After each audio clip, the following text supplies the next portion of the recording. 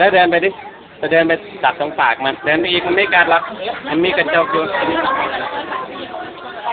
ไป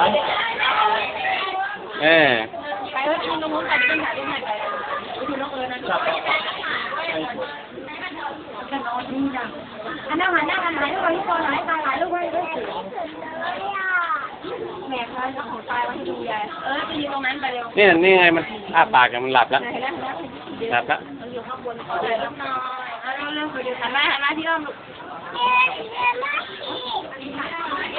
อัน1 2 3เร็วหันหน้ามา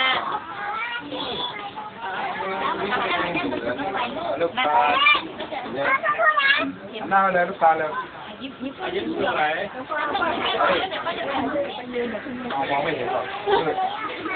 2 3